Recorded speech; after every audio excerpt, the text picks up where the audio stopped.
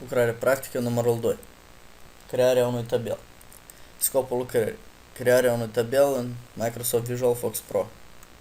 Și pentru a crea un tabel, primul pas este de a deschide programa. O putem lansa din meniul Start în pictogram. Și am lansat programa. Vedem fereastra Command, unde pentru a crea un nou tabel este nevoie de a da comanda Create.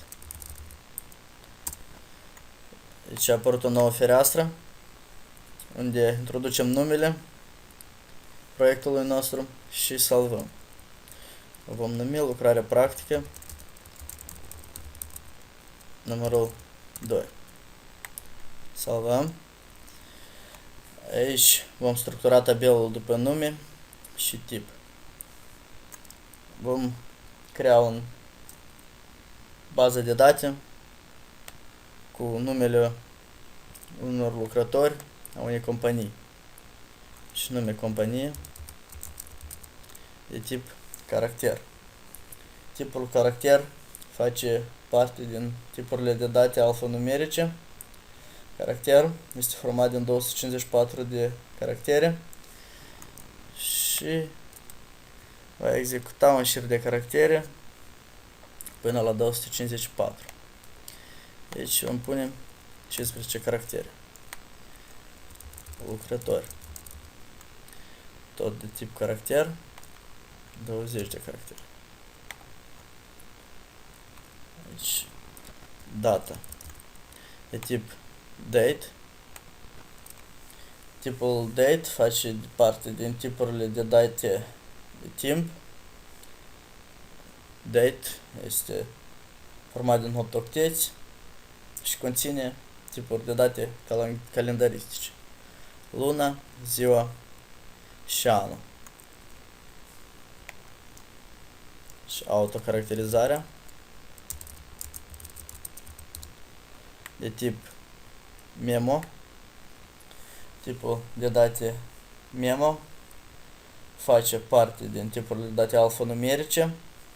Memo care este folosit numai pe câmpuri și conține mai mult de 254 caractere care pot fi enumerate. Și salariu de tip currency. Tipul de date currency face parte din tipurile de date numerice, monetare. Se format din 8 octeți, ocupă 8 octeți și face parte din tip zecimale, din tipul numerice zecimale. Aici stajul. Stajul este de tip integer. Tipul de date integer face parte din tipurile de date numerice întregi, care ocupă 4 octeți și este de la un număr de minus 2 miliarde. Nu miliarde. Deci foto de tip general. Tipul de date general face parte din tipurile de date speciale care ocupă 10 octeți. Și sexul. Sexul de tip logic care face parte din tipurile de date logice și conține două afirmații, true or false. După ce am creat structura, pentru a introduce date, lăsăm OK. Și pentru a putea introduce date este nevoie de a da comanda append. Deci a apărut, vedem unde putem introduce date. Companie, Comlac, lucrători, Rusu, Igor, data de naștere, 12, 11, 88. Autocaracterizarea, păsând dublu click, se deschide o nouă fereastră unde introducem autocaracterizare. Și inteligent, amabil, prietenos. Salariu, 1500 lei.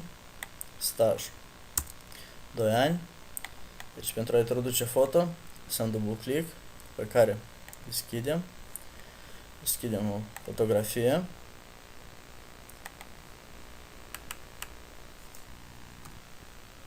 Și o mărim.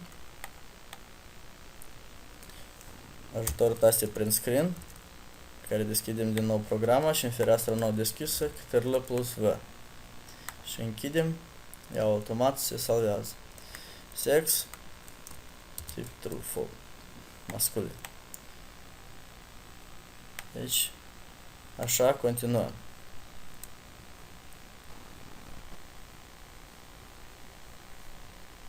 Deci pentru a vedea datele introduse, este nevoie ca în fereastra Command să introducem comanda Browse. Și a apărut datele introduse. Vedem datele.